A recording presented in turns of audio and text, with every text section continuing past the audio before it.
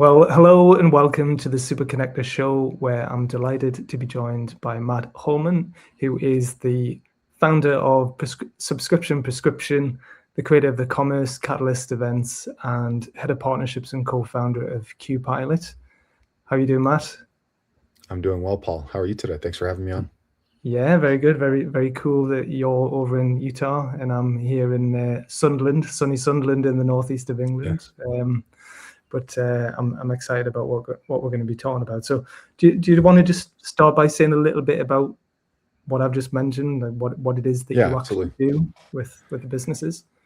Yeah, absolutely. So QPilot and Subscription Prescription are owned by the same entity that I'm a partner in called Patterns in the Cloud. We do a lot of work with subscription brands, whether that's software, consulting. So we help direct-to-consumer businesses do a better job of acquiring and retaining subscriptions through strategy and actually hands-on tactics doing the work.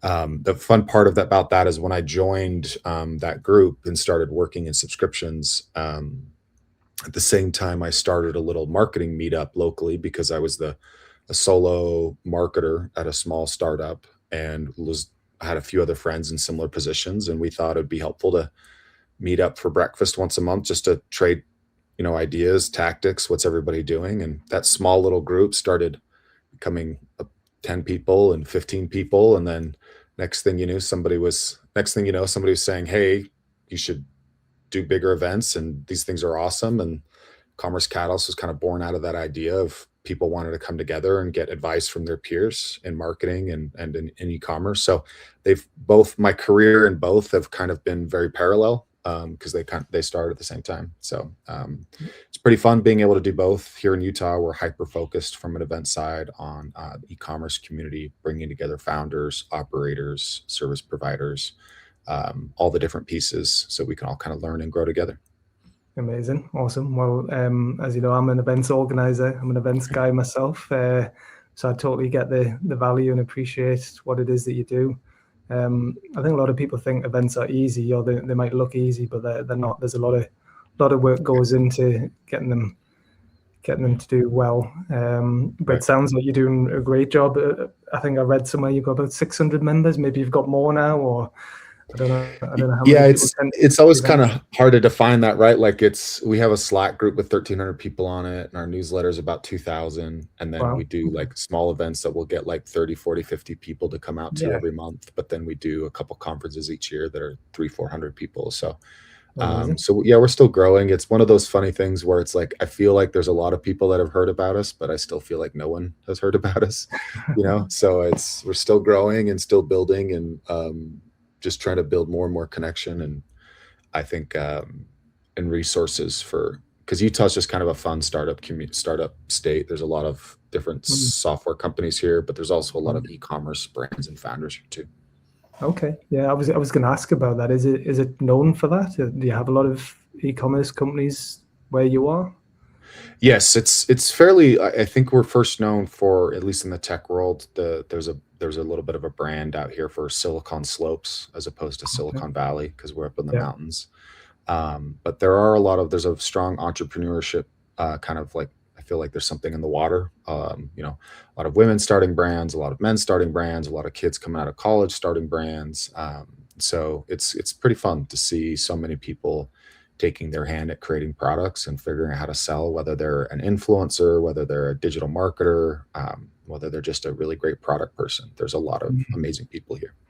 That's good. Yeah, and well, that's why events are important as well, because then it can support those people and inspire others to follow in their footsteps and learn Right. from others that Right. are doing so or have gone before them. So yeah, really, No, really, absolutely. really important what you're doing. So yeah, Thank excellent. you. Um, I'm going to start with a question. So I was going to say, what are most businesses getting wrong about subscriptions?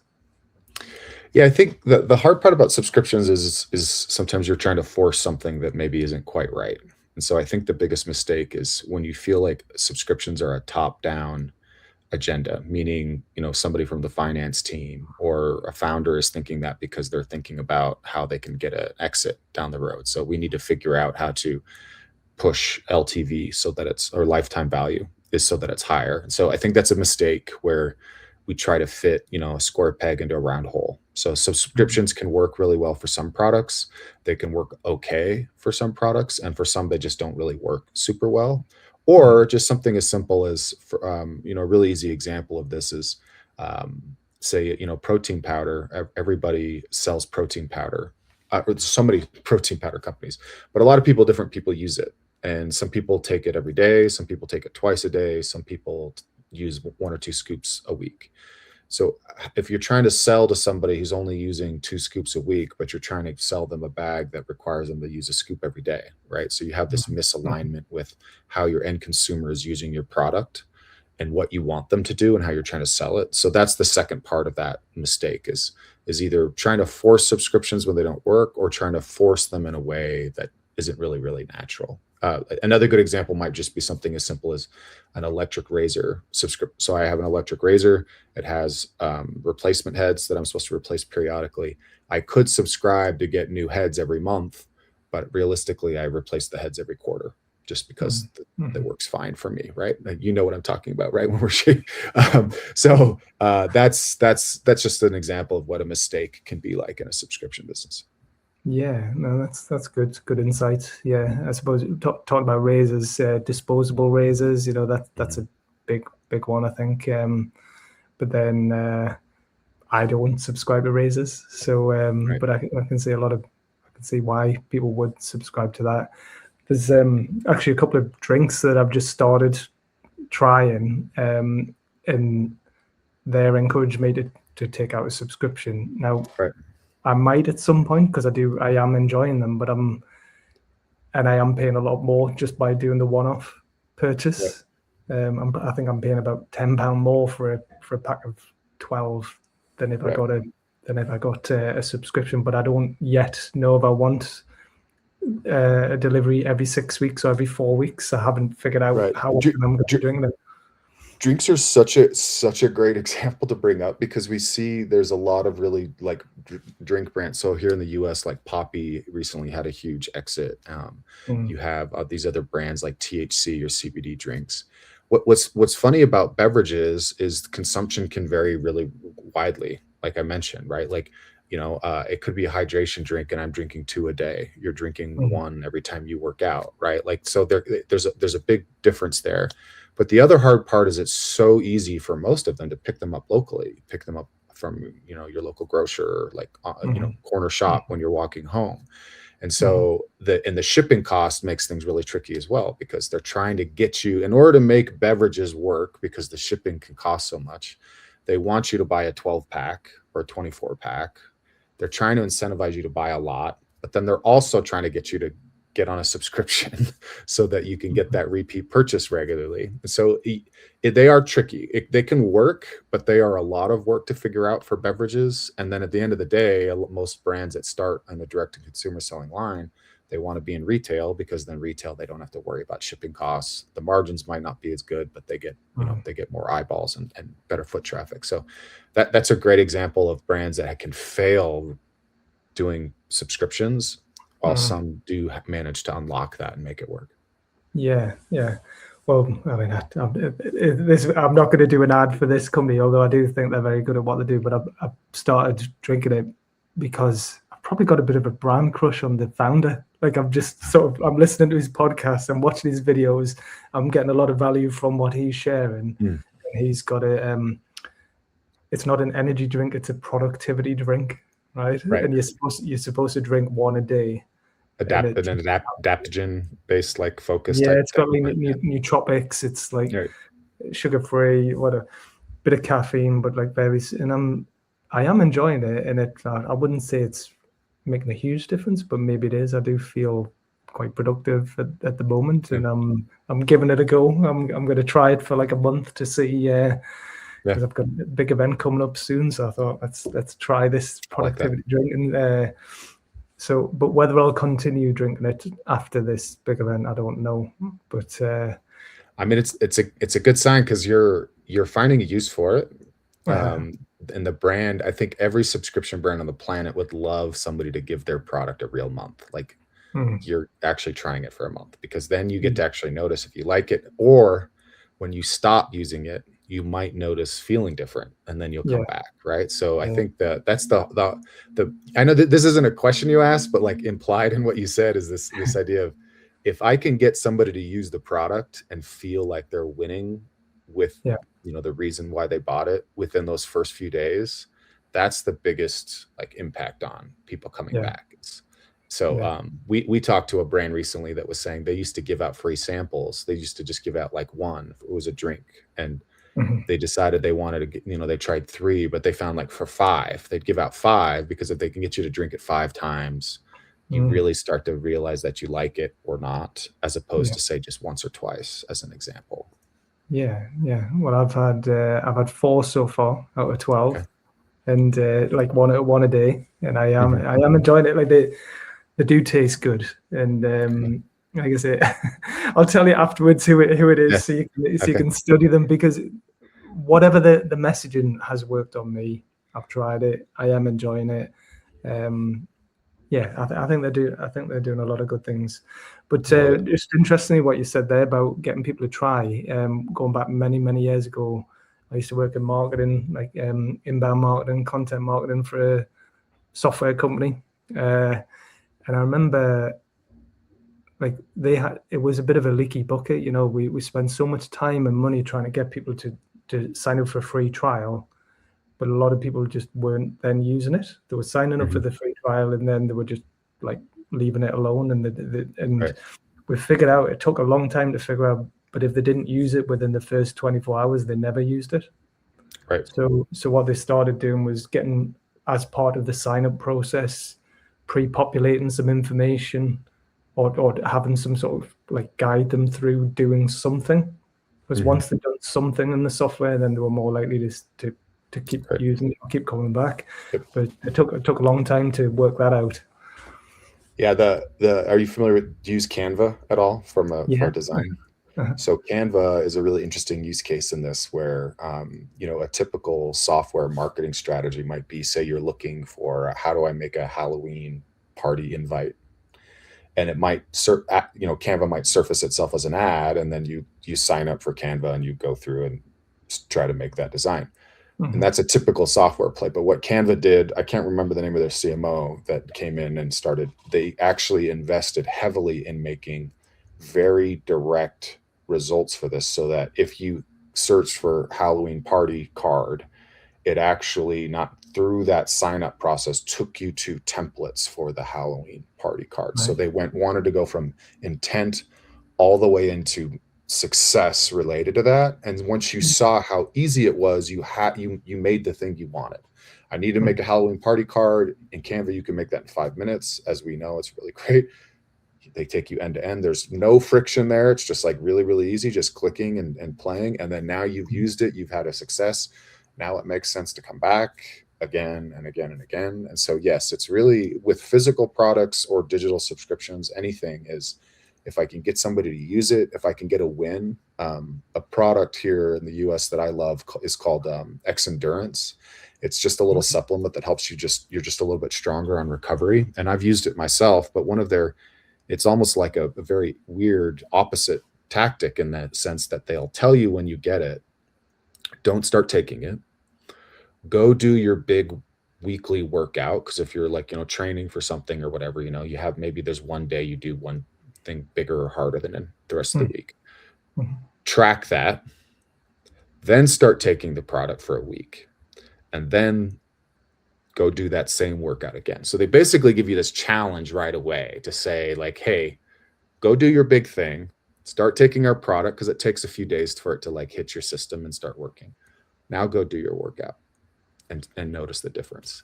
And trust me Perfect. when I say, you notice a difference with the product. You feel stronger.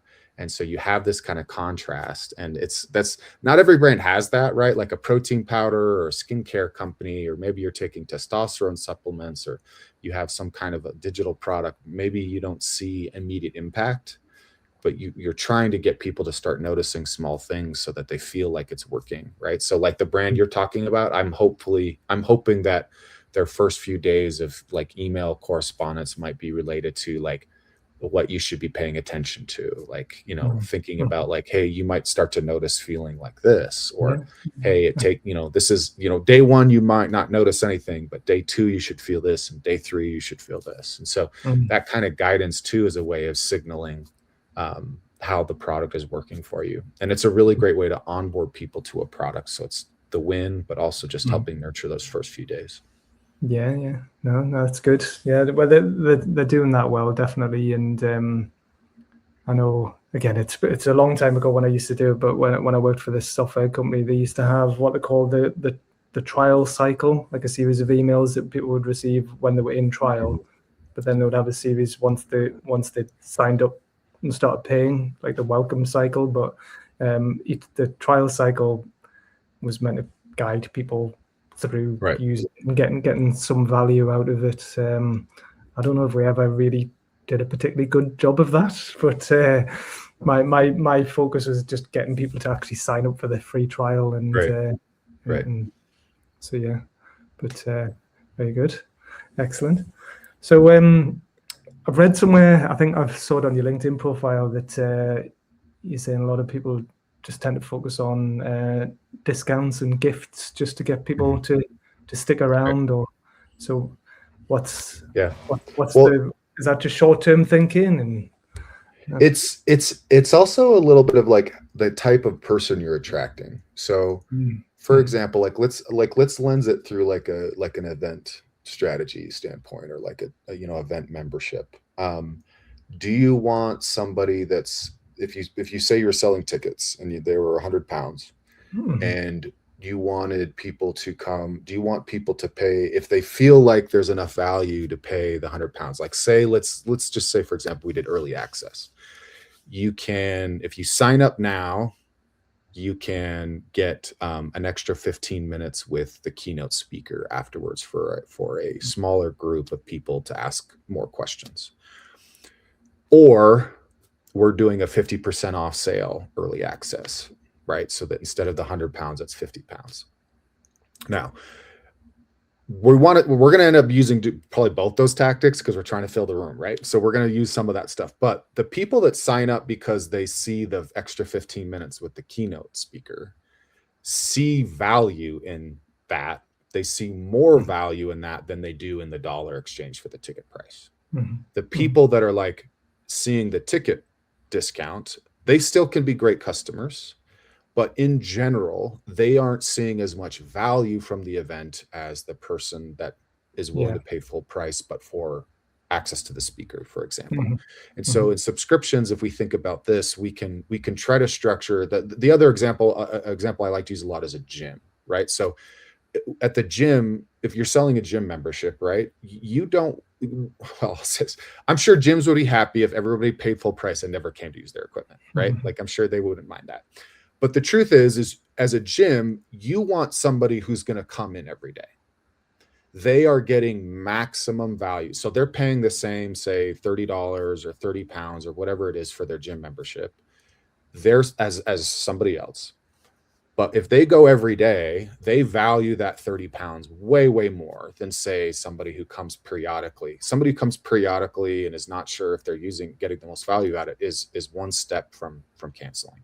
And so when we're talking about how we incentivize people to come in, same thing with the gym, we might create, like, say, a special time where only people that are willing to pay more can come in, or there's a certain set of services or equipment that's only available if you pay more, as opposed to somebody who just wants access to something else. So when we're thinking about offer strategy, if you can pack more value in, you don't have to discount.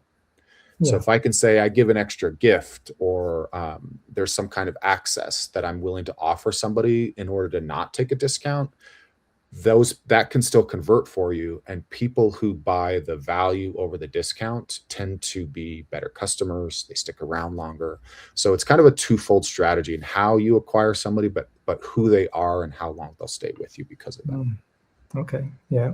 So it's, I mean, ultimately it's about deepening the relationship. Is it about getting them more involved in your ecosystem, or whatever you want to call it, and so they're getting more value. And so, and I know that's obviously a big thing that you're into, and I'm into as well, about the community and creating value so that it's not just such a transactional thing. Right. So who's doing it well? I know you mentioned a few examples, but have you got some more of people that you're maybe working with, or that you admire for Yeah, how well, they there's a brand in the UK that I think is a fantastic example. They're probably maybe even an extreme example of doing this, but it's Elevate Collagen. If you Okay. Google that, Elevate Collagen, they're a UK company, and if you look at theirs, they're offering collagen, and so you can add that to a drink or food and other things. And essentially, what they're doing is they'll offer you, say, one month supply, cost this much, and you get a small free gift. Or if you buy a 2 month supply, you get, say, 3 free gifts. Or if you buy a 6 month supply, you get like 10 free gifts. So they're essentially incentivizing you that, hey, if you think you're going to be taking collagen regularly, or if you have been and you want to commit to a longer time period, then we're going to give you more gifts to make that feel more valuable. And they are doing some discounting as well. So like, say the price per 1 month might be £50. The price for 2 months might be £90 instead. So you're getting £5 off each month. And the 6 might be even cheaper than that. So you can stack more value. You can discount that as well, but adding those things. Everyday Dose is another subscription brand that does a really great job of this, of saying like, hey, we're going to be giving you here's a starter kit with all this stuff. Month 2, you get a gift. Month 3, you get a gift. So they are trying to find people that see value in the product plus the gifting, as opposed to other brands that are regularly trying to find really aggressive discounting strategies, or they're trying to do affiliates or specials, right? Like it's the weekend, so we're going to run a big deal kind of thing. Okay, no, that's I've not heard of them before, but I'll take a closer look. I think collagen's it's quite a new thing, is it? So it's like, it seems to have, I've heard people talk about it as like quite a big popular thing now. It's been around. I think maybe like it's certainly gotten it's still continuing on its momentum, but I'd say about 2-3 years ago is when it started to kind of like crop up. We're seeing collagen come on pretty strong. If you're familiar with Groons, they're like a competitor, Athletic Greens. They do little gummies with your, vegetable fruits and veggies. They just actually got acquired yesterday for like $1.2 billion. So we're seeing like the green supplement continue to go strong. But the kind of the hot product in the subscription space right now are hydration drinks. Electrolytes, whether you're looking at instant hydration or Salud, liquid IVs kind of been paving the way for this for a long time. So you'll often see, like, as market movers, you'll see really, really large companies come out and they do really, really well. So think liquid IV, think Athletic Greens. They kind of start educating the market about why you need this in your life, and whether you do, it's up to you. I'm not here to sell you on the science. And then a lot of other companies will come in and start changing how they're selling and kind of paving new roads that way too. Okay, yeah. Have you heard of a company called Huel, like fuel but with an H? Yeah, absolutely. Huel is another great example. Yeah, so I used to drink that pretty much every day for about 3 years, right? I used to have it.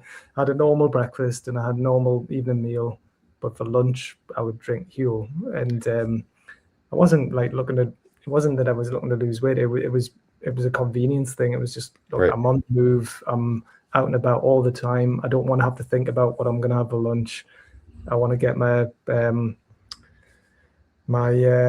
vitamins and minerals, and I want to like stay full. So I really enjoyed it, but I did enjoy it, and I thought it was good. But the other thing I thought was good, they had a really good referral scheme.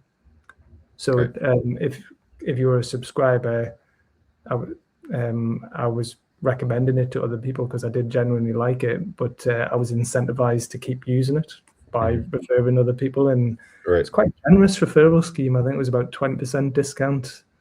I don't know if it still is now or not, but they probably are. I mean, they're a great one, and I feel like you'd be a target, an ideal customer, or you were, because of that is what they're trying to sell, like daily meal replacement, convenience, on the go, vitamins, health. Yeah. But referral, that's the dream scenario, is when if we get our customers care enough about sharing it, even with a small or a big incentive, you Mhm. can do really well with that too. Yeah.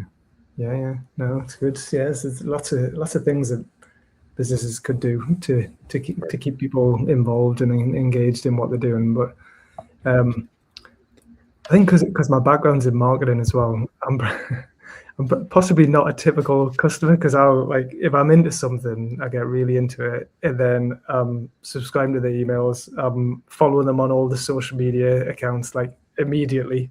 I'm just in their Right. world.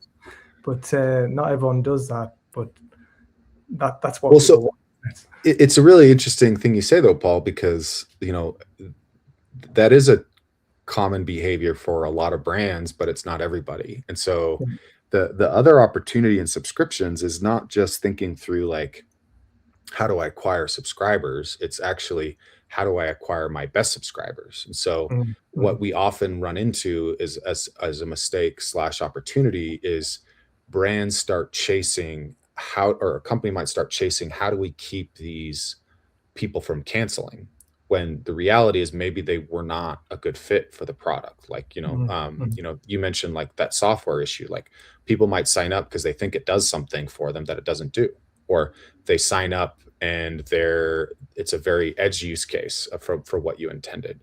The ideal scenario is you want people to come in that value the product, that value the brand and the offering, and that, like, mhm, enjoy content, for example. So you might show, that Huel is a great example. They might actually have a content around how certain vitamins or minerals that are in their shakes are really beneficial to you. Now, mhm, you as a new Huel customer might go, "Oh, this is so fascinating. I love this." And you start getting into that, and that kind of becomes a little bit part of your personality.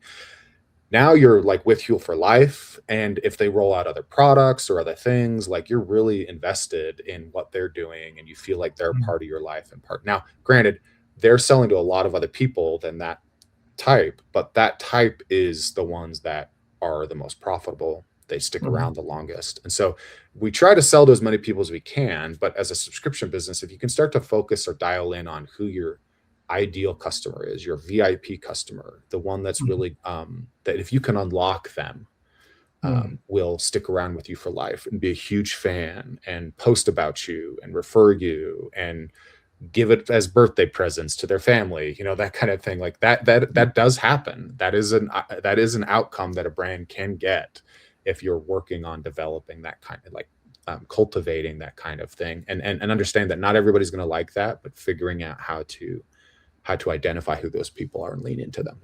yeah. Yeah. No, definitely. Well, I think yeah, I was definitely really into it. I don't drink Huel anymore, but I still talk about it, and I would still recommend it to people.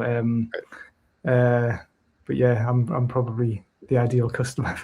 Definitely, when I'm into something, the brand should be all over me, because I'm just because I will talk about them. I will post about them online, and I'll share content, and I'll sign up to all the social media channels. Um, something I've just thought of, though, is that um, I do have a bit of a love-hate relationship with emails. So I regularly unsubscribe from emails if Mhm. I feel like I'm getting too many after a while. Right. But I wouldn't necessarily unsubscribe or unfollow them on social media. So just a thought that if a brand wants to keep people engaged, is to, like, do everything they can to get them to Yeah. follow them on all the social media channels, not just rely on email, because it is quite easy for people to unsubscribe Right. from emails, isn't it? Yeah, there's a lot of different approaches for that, whether you're offering incentives to get people to follow you through a loyalty program, or I think what can be really compelling is if you're using email to introduce other channels. So, for example, you might be running a contest on Instagram, but you email, customers or past customers about the fact that you're doing a contest on Instagram. That way, Yeah. people will start to follow you. You get them across channels. I would say that the strategy we often see be really effective is within the first 7 to 10 days of somebody buying from you, you have a really large opportunity to pepper them with information and incentives. And I think that if you're not selling, but you're trying to add value, so Yeah. you're giving education, you're telling them, teaching about the product, you're giving them flavor options, or how other people are using it, right? Think through a lot of these different use cases. But those first 7 to 10 days, people are really, really eager because they're excited. They've just bought from you. They're trying to figure something out. They're using that. Now, if you do that kind of like cadence every single day, like eventually you're going to drive everyone away. So we like saying that first 7 to 10 days, you could send 7 to 10 emails. Again, I recommend not selling. You're trying to get people to adopt the product, be excited for the product, have really good first uses with the product. But then after that, you can not message them as frequently, but if they're engaging with you on social, like you said, that's a great place for that.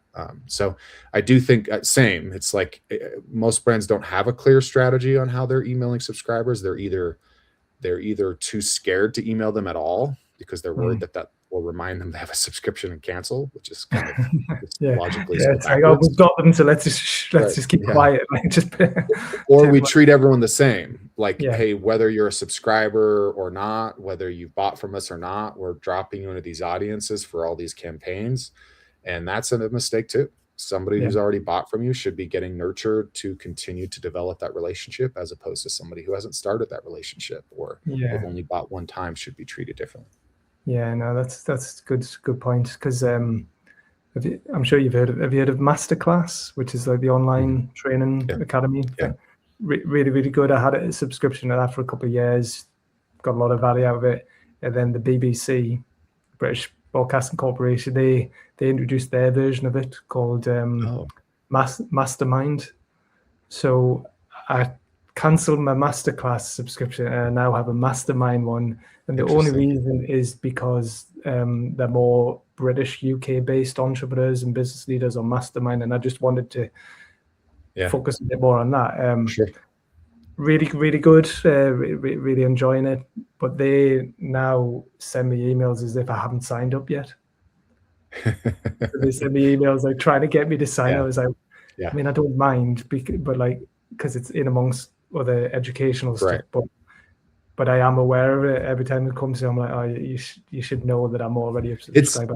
A brand like that. So I was a Masterclass customer for a year, and it's partially like I regret it a little bit because I get so many ads and emails now from them because I bought from them one time. It's like ridiculous. Like I, not yet swore to never sign up again, but that's kind of how close I am. But the funny thing is that's such an interesting example because there's so many different people on those platforms. There's so many different topics, and it's almost impossible to know that somebody might sign up because of screenplay writing, for example. And you might think that they want more movie or theater related expertise to watch, but the next thing they might like is cooking classes. Right. Or politics, or something very like entrepreneurship. So what's so fascinating is there's so much data though on that back end. So I would hope that their retention team is starting to understand, like, hey, people that come in here are the top 3 things that people that sign up for come in because of the speaker, or this is the first course that they watch.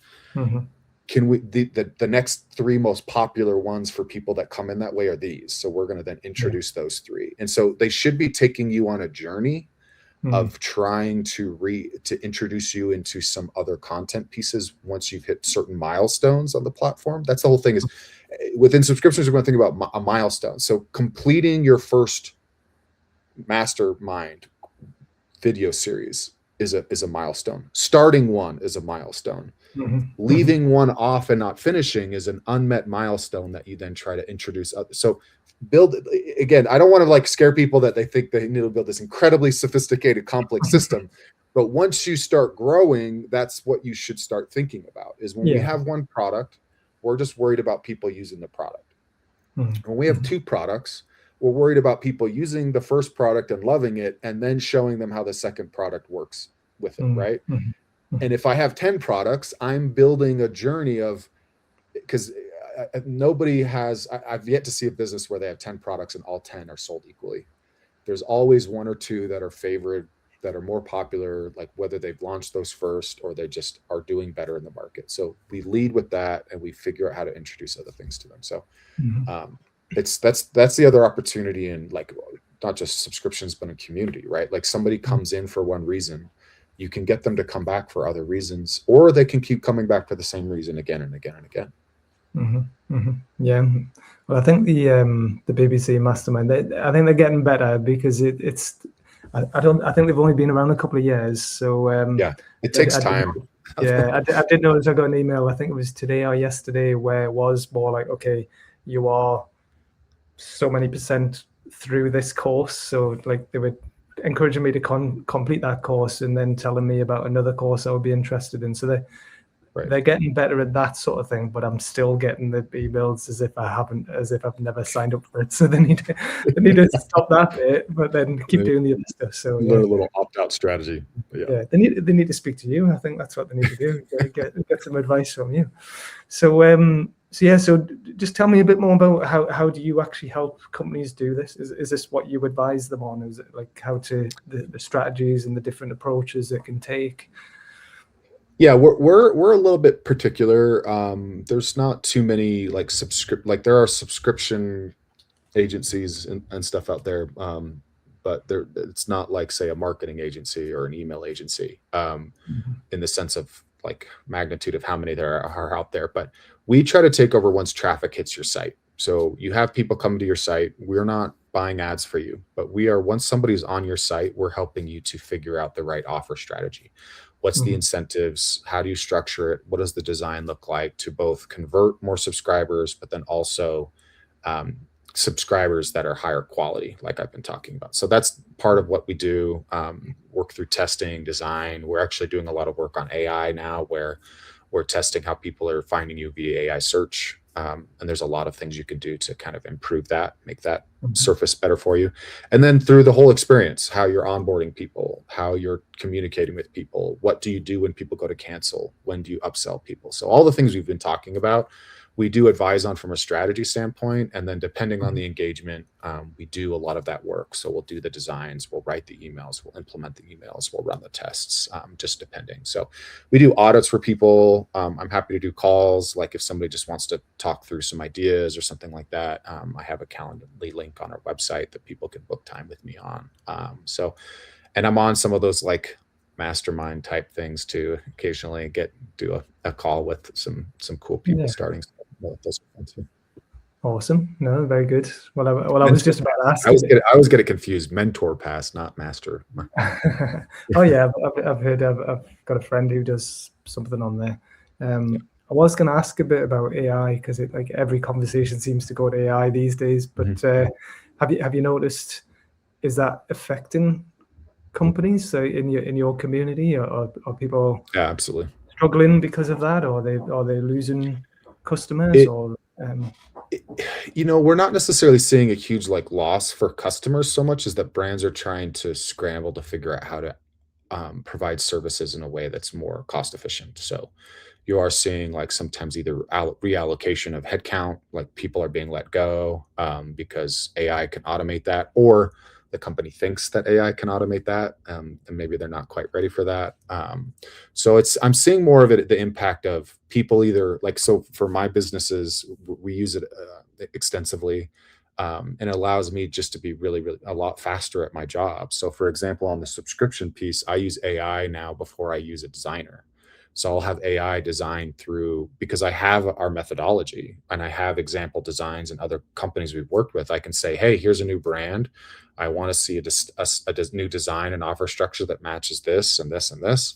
And it spins that up for me in 10, 15 minutes. The customer can give me feedback. I can then iterate through that really, really quickly. And then I hand it to a designer to fully implement and put onto the website. So that's how we're using it. I use it also in some content and idea generation. But I think that the mistake is not really, I think most people don't understand how to, and this is something I've had to figure out, is how do you start taking baby steps into AI? Yes, it is possible. There are some people out there, although they claim, I haven't seen it with my own eyes, that have like 10 AI agents doing all of the work of what 10 people would do. That's what people are claiming. I have yet to see that. But I do know how confusing it can feel, like, oh, you're way behind because you don't have 10 AI agents replacing all your employees. I would not worry about that. There are small things you could be doing with AI. And then I think the beauty is, if you spend a little bit of time thinking, what's my ideal software setup? What's my ideal customer experience? What would I do if there were no limits?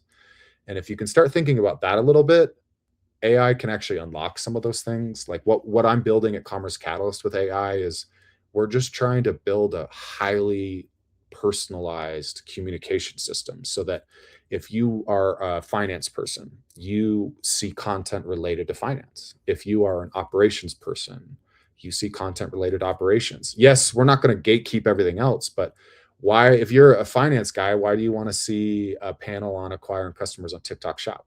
You know, and as we expand how many more things we're doing, because early on when I only had one event, I just shared the whole event with everybody. But now we do, like, we have lunch and learns and a workshop and a meetup group that's happening every month.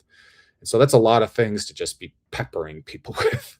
So I'm trying to figure out how we personalize that, but also like managing like jobs. Like if you're looking for a new job, right? Like being able to communicate that and manage that data. AI makes that really, really easy. So anyway, that was a long rant. We could talk about that all day long. No, that was really helpful, because I think, we're past. I was talking to someone the other day, saying that in the past people would just like deny that AI was a thing and just not talk about it, but now it's like it's here. Like people are using it. There's no point trying to avoid it or stop it being used. It's how you Right. use it smartly in what you're doing to Right. improve the services that you provide for your clients or your customers, but understand that your clients and customers might be looking for that as well. Right. So have you heard the phrase the SaaS apocalypse? Have you heard that or not? I mean, yes, you refer to the fact that AI is going to destroy software companies all over. Is that? Yeah, no, there's just, I mean, I don't know how real that is, I but yeah. I have some thoughts. Like there's a few podcasts I listen to, and my business partner, we've talked about this extensively. I actually don't think that will happen. I think that you will see more software.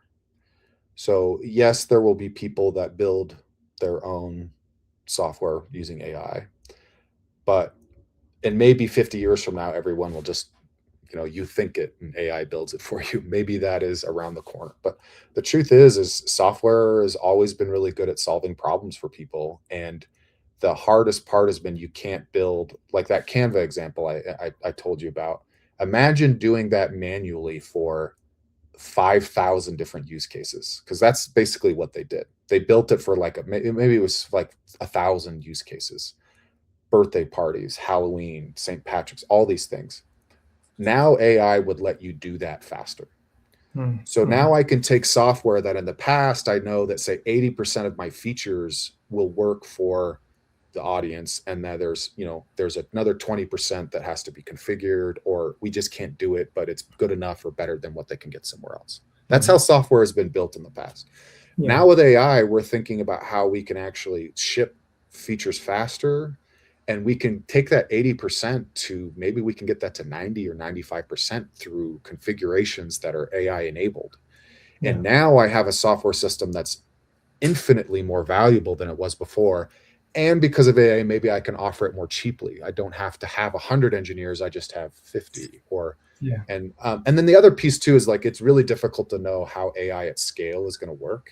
Like there's no real software company out there that's 100% AI that's servicing tens of thousands of customers every day. That's just, we haven't seen that yet. It's in features. And so I do think we'll continue to see this development, but it's more of just the classic, as you know, this, you sell services, right? Like there are people that listen to this podcast that they get the one idea they needed from this, and they run off and do it, and they're going to be successful and happy. Most of us, and I include myself in this group, think about that. It's really interesting. I write down a few notes. I don't have enough time to get to it. I need to hire somebody to do that if it's important enough to me. And I think even with AI, that's still going to be the world that we live in. I know how to use AI, and I'm still, and for me, I want to hire an AI consultant to come build some of the stuff that I don't have time to build.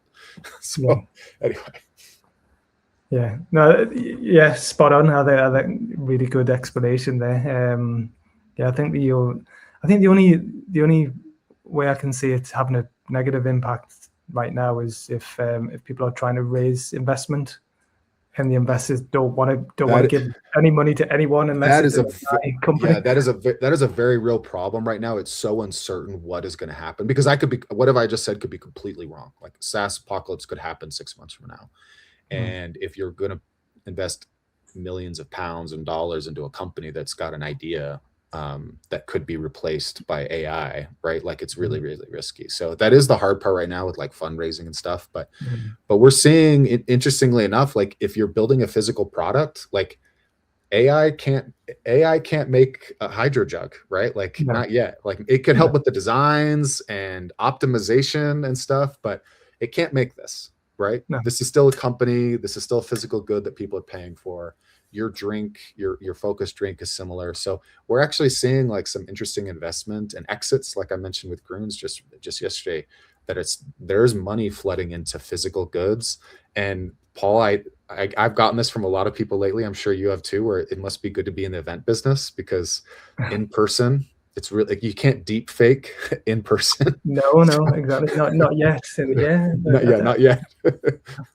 yeah, and people do appreciate it. You can't fake the feeling or the energy or Right, the vibe that people get from being in the room, and people do, like you say, even if they're really smart or they're knowledgeable about something, sometimes they just need a guiding hand or someone to right, show them how to do something and right, and help them through it. That human element, I don't think you'll ever truly replace that, right, and then to show I think trust and credibility as well is going to be more and more important, obviously, because there's right. so many people who are saying that they're amazing online, and you don't really know if they are, and what track record have they got. But if you can go and see them at an event, or you can meet them, you can look them in the eye, you can hear them speak, and You can meet other people that have yeah, worked with them or tried what they've said to do and have seen positive results. You're absolutely right.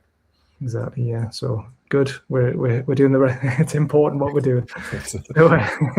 So, I was just going to ask you a bit more about the future then for you, or what, like now and in the future. Is it are you really focused on the subscription prescription, or is it the Q Cloud, or is it both, or is it the The events, or just everything all the at once?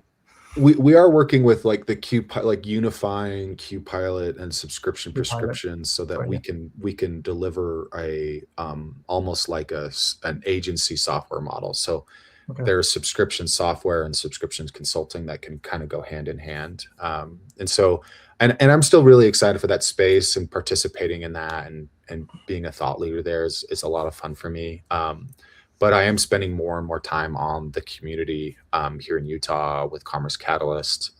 We've launched a new event. So we have two big conferences this year. We recently partnered on a golf event for e-commerce executives. But the fun thing for me is thinking about this platform that we're building, where we're adding a school, we're adding training, we want to add job placement services. So my vision is, because again, I really love Utah, and the e-commerce space here is thriving, and we really just want to be the connective tissue for all of that. So Mm. shifting a little bit from, say, from a revenue standpoint, like shifting from, say, being dependent on sponsorships and ticket sales to being services, but not services that that our community provides. So I don't want to say we're not going to offer email marketing services to customers, right? Mm. But we want to offer hiring or job training for Mm. people. That say you hire a new retention marketer. Well, here's a mastermind group with 15 other retention marketers that you can Mm. pay a small fee for them to be a member in, and there's benefits there. So that's kind of where we're shifting, is finding ways to connect, to continue to connect, but also add value through that connection, because Mm. the cost to hire and use like recruiters and stuff is incredibly expensive. Like, so there's something we can help brands with that.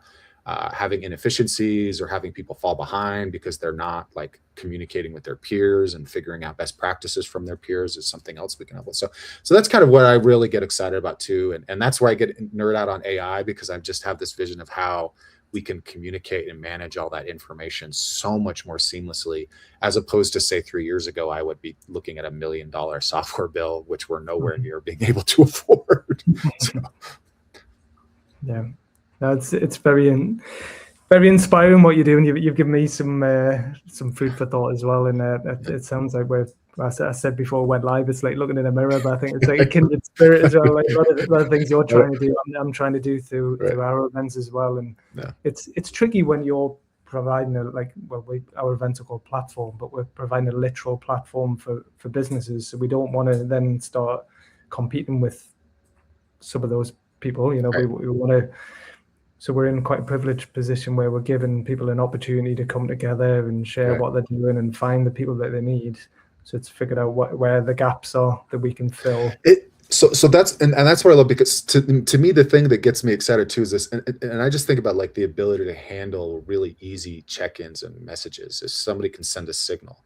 So it's like if we have a vendor that comes that does say a new email marketing add-on or feature, and I know because of our retention group that there's a problem in that retention group that somebody surfaced that vendor solves. I could very easily ask. So right now I do this manually. I ask that person, hey, have you talked to this vendor, one of our vendors? Yeah, I do this. Right. Yeah. So this, Paul. It's and that's one of the ways people love us, because we're connecting outside of even the events, but that's also really time consuming. So if I can build a platform where that connection can easily be made, where that person can just get a text message saying, hey, like this came up recently, are you aware of this company? They're a vendor partner of ours. Would you like to talk to them?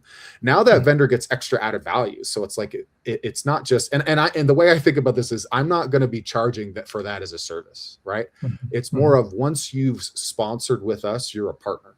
If you've sponsored one of our events, big or small, you're a partner. We want to try to continue to incorporate you into our community and involve you in those conversations, whether that's through introductions or, hey, we're hosting an event that you care about, you should send somebody there. So that's what gets me kind of excited, is like the ability to connect all those pieces instead of just feeling like we need to do that manually, or you need to come sponsor this event and talk about your service. Otherwise, no one's going to know about it. Yeah, no, totally. Well, that's where I'm at as well. Is I do still do too much manually, and it's I like it, and I'm known for doing it, and I'm apparently good at it. But still, there's only so many hours in the day, and it's I would like a more efficient way of doing it, and at scale that more people can benefit from. Yeah, and Paul, again, I feel like you and I are very much the same in this, where it's like the other thing is like I've benefited so much from that in my life, of people connecting me, and it's one of the things that really makes me happy. But at the same time, if I'm sending follow-up messages to do that at 9 o'clock at night instead of watching a show with my spouse, like that's where I'm starting to feel a little bit of pressure, because I have a few too many things on my plate, and I have a young son, and it's like, I don't like telling people no, because I want to be helpful. But if I can find ways to be helpful at scale, or, automate time so that I have more time to do that manually, if I still want, being able to still do that, I think that's the other piece of it too. Love it. It's really, I sound like I'm talking about myself. Well, I am talking about, it is really valuable what you do. And I think, what I do as well, it's valuable. It's often very intangible. Like the connections and the introductions that you do, it's not always easy to, not necessarily that you're looking to monetize it, but it's not easy to monetize it, and you have to find other ways to make money to support what you do, so that you can keep doing the things that are really valuable and people appreciate. So yeah, keep doing what you're doing, and good luck with that. And when you figure it out, let me know. What's the best way for people to follow what you do? Is it LinkedIn, or I know you've got your website? Is it ccatalyst.com? Yeah, so .co. So yeah, if you look for me, Matthew Holman on LinkedIn, put in Commerce Catalyst or Subscription Prescription in the search, Okay. and my bald glasses face will come up. Yes, our website is thesubscriptiondoc.com for subscription consulting and content. And we've got a newsletter and podcasts and all that stuff, free resources. And then yeah, if you're our Slack group is we've got people from all over the world. So if you're working in e-commerce, it's free to join. ccatalyst.co. You can jump into our Slack and ask questions and get help just like that. Cool. Well, that's very good. Well, I'll share links underneath this. But the other thing as well, once this has gone out on LinkedIn and Facebook, it will be on YouTube as well, and the audio will be on all the podcast platforms. But once it's finished, I turn the transcript into a handy blog summary as well with backlinks to everything. So it's all going to be a really useful. So I was going to say this: if I could give anybody, if you don't mind me doing that, I want to challenge your audience for AI real quick. Go to the YouTube channel. On YouTube, it'll generate a transcript. So you go into the description, you click show transcript, and the transcript will come up at the side. Grab the transcript from this conversation. Go to ChatGPT or Claude or whatever you do, and just copy and paste the transcript and ask AI based on what you know about my business. And if you've never used AI, just give it a couple sentences about your business and say, what should I take away from this episode?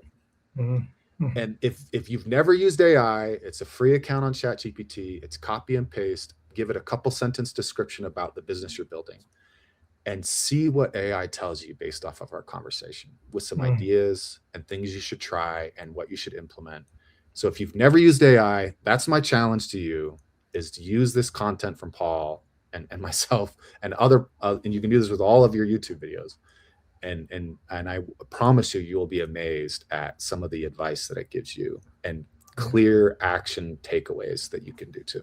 Yeah, no, that's really good advice. Yeah, it's definitely one of the best uses that I've found for doing it, is because I'm spending the time doing these interviews anyway, and it might take me hours to actually write a blog about it, but I can go on to. I'm actually using Google Gemini to do it. I've found that's really good way of just summarizing some of the key points. But you're right, the full transcript will have a lot more in there. When we're stopped recording, I'll show you more about what I'm doing with it. I don't want to tell everything about it, but it's pretty cool, some of the stuff. So awesome. I love it. No, well, I've really enjoyed that. I've really enjoyed that conversation. So I'm thank you. Absolutely. Thank you, Paul. A few things Thank you. All right. Okay, we'll leave it there. Thanks, Matt. Bye, guys. Cheers.